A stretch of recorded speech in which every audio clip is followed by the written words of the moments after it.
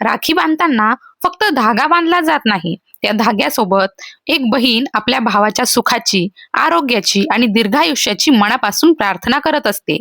पण यंदाच्या रक्षाबंधनाच्या दिवशी एक प्रश्न अनेकांच्या मनात आहे. राखी नेमकी कधी बांधायची? भद्रा आहे का? राहू काळात राखी बांधता येते का? सकाळी बांधायची की दुपारी? आणि औक्षणाच्या ताटामध्ये नेमक्या कोणत्या गोष्टी ठेवायच्या? यंदा रक्षाबंधन 28 ऑगस्ट 2026 रोजी आलेला आहे. म्हणून आजच्या या व्हिडिओमध्ये रक्षाबंधनाचा शुभ काळ, राहू काळ आणि भावाचं औक्षण करण्याची पद्धत अगदी सोप्या भाषेमध्ये आपण समजून घेणार आहोत. आणि शेवटच्या भागात एक अशी गोष्ट देखील मी तुम्हाला सांगणार आहे की ज्यांना भाऊ नाही त्यांनी रक्षाबंधनाच्या दिवशी काय करायचं. म्हणून आजचा हा व्हिडिओ शेवटपर्यंत नक्की पहा. अवधूत चिंतन श्री गुरुदेव दत्त, श्री स्वामी समर्थ. तुम्हा सर्वांचं आपल्या श्री स्वामी समर्थ युट्यूब चॅनलमध्ये खूप खूप मनापासून स्वागत. रक्षाबंधन हा भाऊ बहिणीच्या प्रेमाचा आणि जिव्हाळ्याचा सण आहे. या दिवशी बहीण आपल्या भावाच्या मनगटावर राखी बांधते आणि भाऊ आपल्या बहिणीचं संरक्षण करण्याचं वचन देतो. पण खरं सांगायचं तर हा केवळ राखी बांधण्याचा दिवस नाही, दुरावलेली नाती पुन्हा जवळ आणण्याचा आणि जवळ असलेली नाती आणखी घट्ट करण्याचा हा दिवस असतो. यंदा 28 ऑगस्ट 2026 रोजी रक्षाबंधन आलेलं आहे. नारळी पौर्णिमेचा कालावधी 2 दिवसांमध्ये येत असल्यामुळे अनेकांच्या मनात काही प्रश्न निर्माण झाले आहेत. रक्षाबंधनाचा शुभ मुहूर्त कोणता? भद्रा आहे का? आणि सगळ्यात महत्वाचं म्हणजे राहू काळ पाळायचा आहे का? चला हे सगळं एक एक करून समजून घेऊया. सगळ्यात आधी मनात आलेली एक भीती दूर करूया.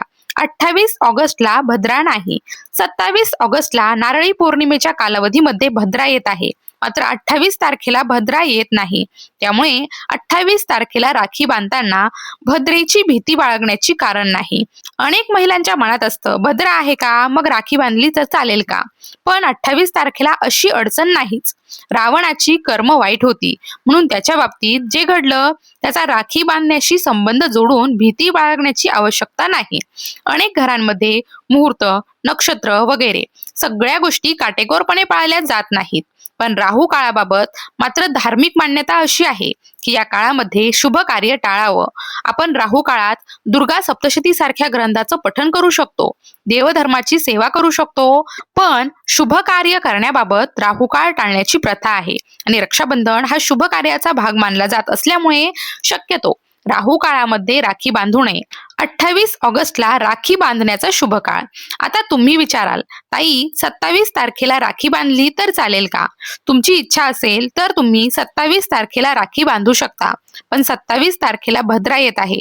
तसंच आपल्या धार्मिक परंपरेत उदय तिथीला महत्त्व दिलं जात असल्यामुळे 28 ऑगस्ट ही रक्षाबंधनासाठी महत्वाची तारीख मानली जात आहे. पौर्णिमा 27 तारखेला सकाळी 9 वाजून काही मिनिटांनी सुरू होऊन 28 तारखेला सकाळी 9 वाजून 49 मिनिटांनी संपते. त्यामुळे उदय तिथीनुसार 28 ऑगस्टचा दिवस हा ग्राह्य धरला जातो. आता 28 तारखेचे शुभ मुहूर्त पहा. सकाळी 5 वाजून 57 मिनिटांपासून ते 9 वाजून 48 मिनिटांपर्यंत शुभ मुहूर्त आहे.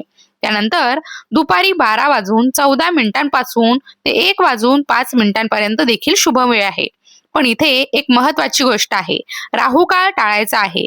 शुक्रवारचा राहू काळ साधारण सकाळी 10 वाजून 30 मिनिटांपासून ते 12 वाजेपर्यंत आहे. म्हणून शक्यतो या वेळेमध्ये राखी बांधू नका. जर तुमच्या घरामध्ये मुहूर्त वगैरे पाळण्याची पद्धत नसेल तर तुम्ही दिवसभरात तुमच्या सोयीने देखील राखी बांधू शकता. पण जर तुम्हाला फक्त राहू काळ पाळायचा असेल तर सकाळी 10:30 ते दुपारी 12 पर्यंत हा काळ टाळा. यानंतर राखी बांधू शकता. सकाळी राखी बांधणं शक्य नसेल तर. आता प्रत्येक घराची परिस्थिती ही वेगळी असते. कुणाला गावाला जायचं असतं, कुणी माहेरी जाणार असतं, कुणाच्या भावाला सकाळी लवकर येणं शक्य नसतं आणि घरातील कामं करून अगदी सकाळी राखी बांधणं प्रत्येकाला शक्य होईलच असं नाही. म्हणून त्याची चिंता करू नका. राहू काळ टाळून तुम्ही दुपारी किंवा संध्याकाळी देखील राखी बांधू शकता. कारण बहीण आपल्या भावाला ज्या प्रेमाने, ज्या सद्भावनेने आणि ज्या सात्विक भावनेने राखी बांधणार आहे तीच सकारात्मक भावना सर्वात महत्वाची आहे.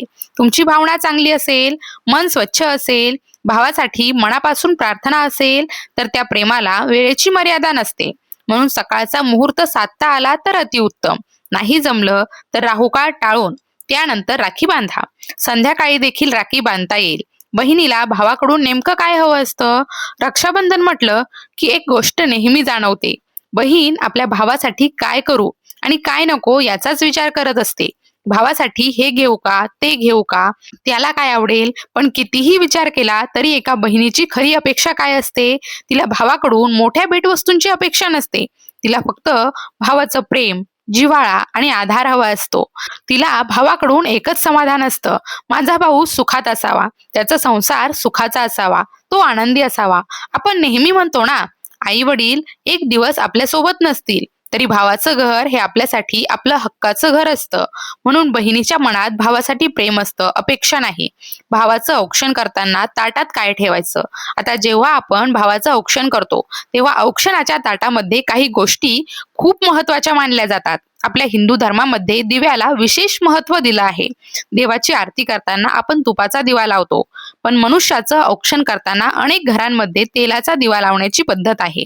तुमच्या घरात माणसांच्या औक्षणासाठी तुपाचा दिवा लावण्याची परंपरा असेल तर तुम्ही तीच पद्धत पाळा. पण दिव्यामध्ये एक छोटी गोष्ट नक्की करायची आहे.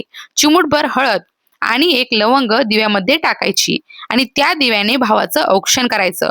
लवंग आणि हळद यांचा उपयोग सकारात्मकतेशी जोडला जातो. भावाच्या आयुष्यातील नकारात्मकता, अडचणी आणि संकट दूर व्हावीत, त्याच्या जीवनात सकारात्मकता वाढावी अशी भावना ठेवून त्याचं औक्षण करायचं.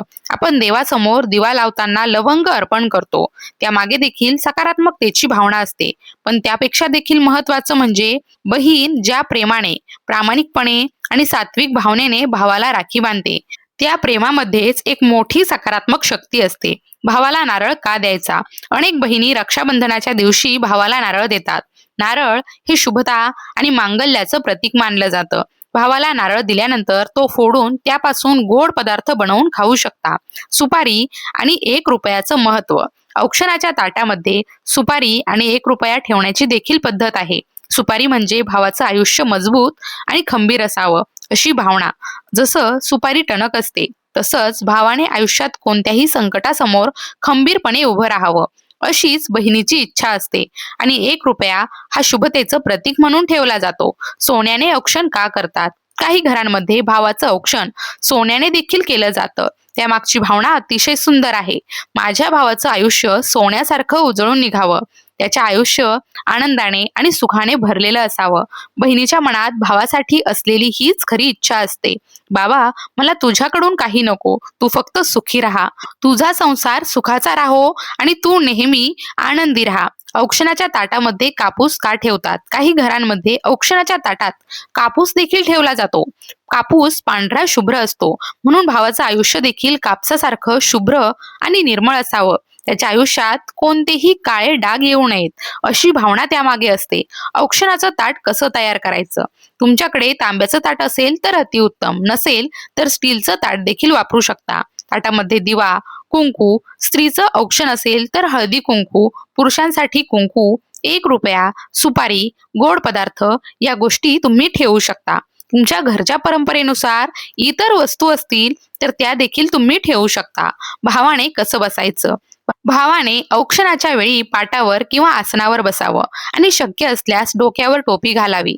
त्यानंतर बहिणीने भावाचं औक्षण करून त्याच्या मनगटावर राखी बांधावी. फक्त बहिणीनेच भावाला राखी बांधायची का? हा देखील अनेक जणींच्या मनात असलेला प्रश्न आहे. पण बहिणीनेच भावाला राखी बांधावी असं नाही. बहीण बहिणीला देखील राखी बांधू शकते, कारण मोठी बहीण आपल्या लहान बहिणीचं संरक्षण करते आणि लहान बहीण देखील मोठ्या बहिणीच्या सुखदुःखात तिच्या पाठीशी खंबीरपणे उभी असते. म्हणून बहिणी बहिणीमधील प्रेमासाठी देखील राखी बांधता येते. भाऊ नसेल तर रक्षाबंधन कसं साजरं करायचं?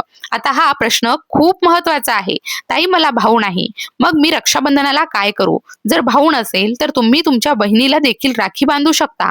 आणि एक गोष्ट मनापासून सांगावीशी वाटते, आपल्या जीवनाचा सांभाळ करणारे, या संपूर्ण जगाचं पालन करणारे आपले महाराज, आपले ब्रह्मांड नायक स्वामी समर्थ आपल्या सोबत आहेत.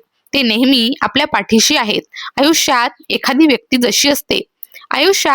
व्यक्ती अशी असते जिला आपण मनापासून भाऊ मानलेलं असतं. तो चुलत भाऊ असेल, मावस भाऊ असेल किंवा जवळचा एखादा भाऊ असेल, त्याला राखी बांधू शकता. काही महिलांना भाऊ नसतो आणि त्या कुणालाही भाऊ मानत नाहीत. अशा वेळी देखील मनात दुःख ठेवण्याची गरज नाही. स्वामी महाराजांना आपला भाऊ, आपला आधार आणि आपला रक्षणकर्ता मानून त्यांच्या चरणी राखी अर्पण करू शकता. कारण शेवटी रक्षाबंधन हा केवळ एका नात्याचा सण नाही, हा प्रेमाचा सण आहे, हा विश्वासाचा सण आहे, हा एकमेकांच्या सुखासाठी मनापासून प्रार्थना करण्याचा दिवस आहे.